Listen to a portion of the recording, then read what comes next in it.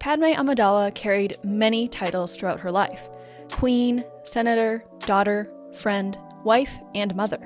While we get much of her story in the prequel trilogy, many of her formative moments are seen in the books. And in typical Star Wars fashion, this comes in the form of the so-called Queen's Trilogy, which is about to receive its final entry.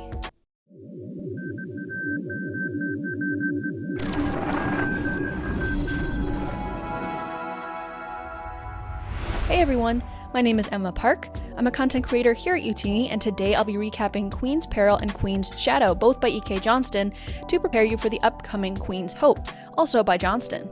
But before I begin, make sure you're subscribed to our YouTube channel and hit that notification bell so you'll be alerted whenever Youtini drops a new video or goes live. With that, let's get started. If you're here because you've never read these books, welcome. There will be full spoilers ahead, so proceed with caution.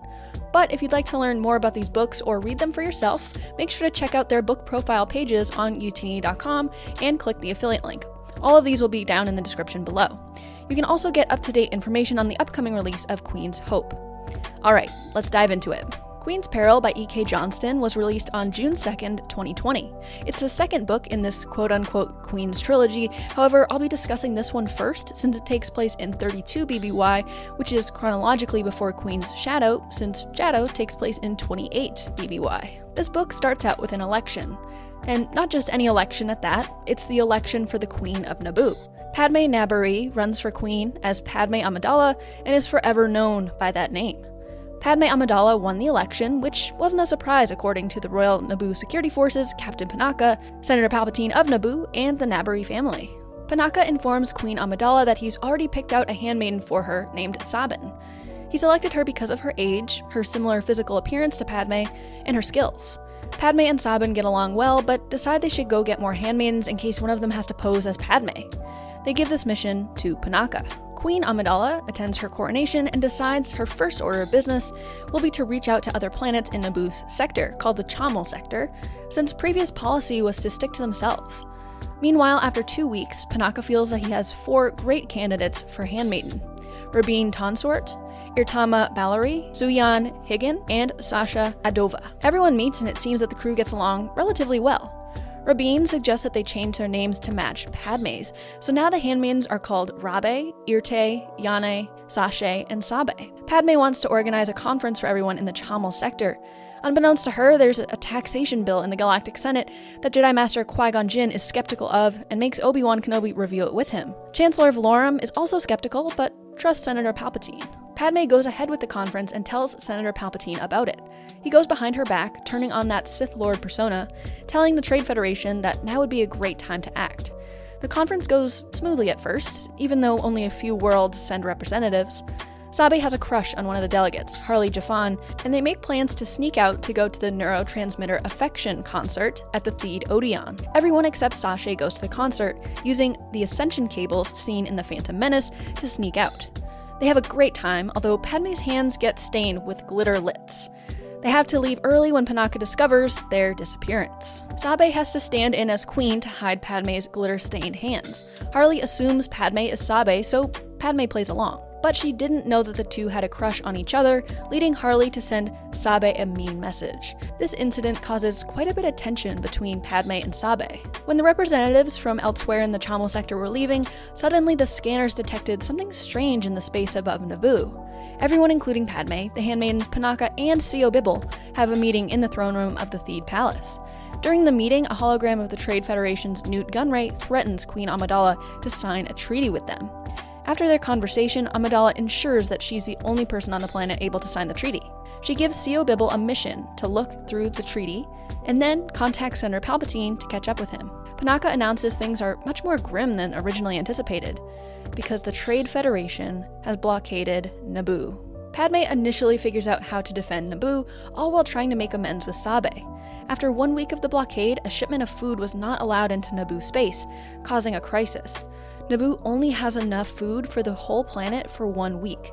So she institutes food rationing, and Padmé hopes that the ambassadors that Senator Palpatine sent can help the ensuing crisis, as they should arrive in the following day. Queen Amidala waits for the ambassadors, but they're very late. She contacts Newt Gunray about the ambassadors, but she thinks something's off. So she contacts Senator Palpatine, but the communication is cut off entirely, which makes C.O. Bibble worried that they'll be invaded soon. Invasion. The Trade Federation starts making planetfall, and Padmé and Sabe swap roles as Amidala for Padmé's safety. The ambassadors save Amidala and the handmaidens from the Trade Federation capture.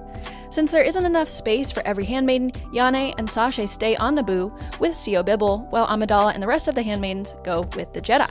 C.O. Bibble is taken by the Trade Federation, and Sashay and Yane are sent to Camp 4, where they meet up with Mariek Panaka, Captain Panaka's wife and part of the Royal Naboo Security Forces, Sergeant Tanra, also part of the Royal Naboo Security Forces, and other forces from the Royal Naboo Security Forces. Mariek makes a plan, while Sashay and Yane work on an alternate form of communication. On Tatooine, Padmé wants to go with Qui-Gon Jinn to find a hyperdrive. She's still in her handmaiden outfit and is thinking Qui-Gon is onto their ruse with the disguises. Back in the camp, Sashay is taken by droids. When she sees Bibble, she tells him to say the word toll while talking to the Queen. The death toll is catastrophic. As it turns out, this is a key word that the handmaidens have for when there's trouble.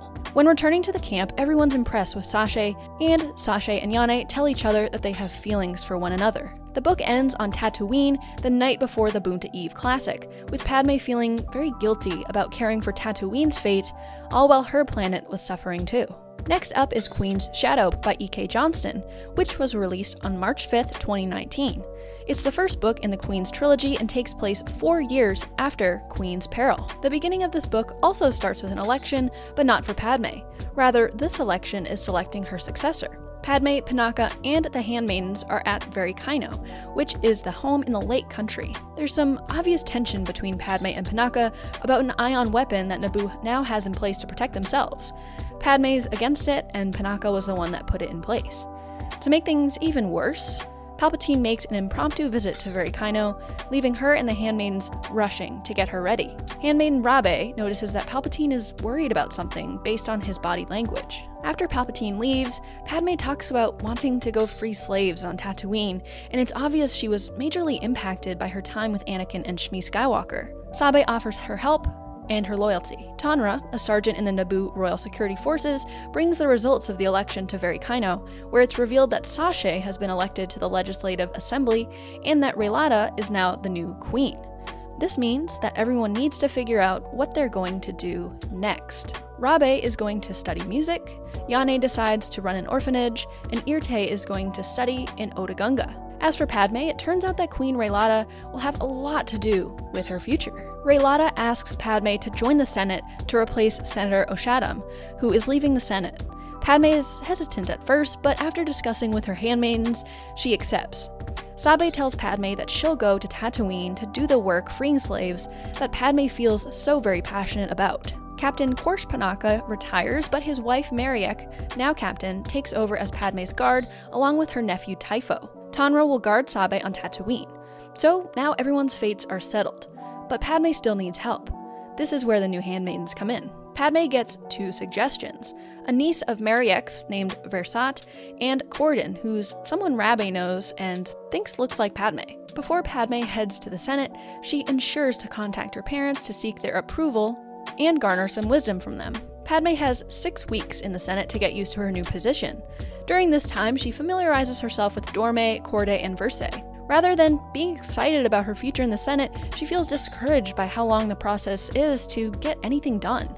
If anything, she's skeptical of what her role is going to look like. Just when things couldn't feel any more unsettled, an assassination attempt is made against Padmé under the guise of her and her group taking a tour of the whole Senate, but they find themselves in a section ready to be demolished. In the wake of this attack, many people in the Senate try to tarnish her reputation and cause distrust against her.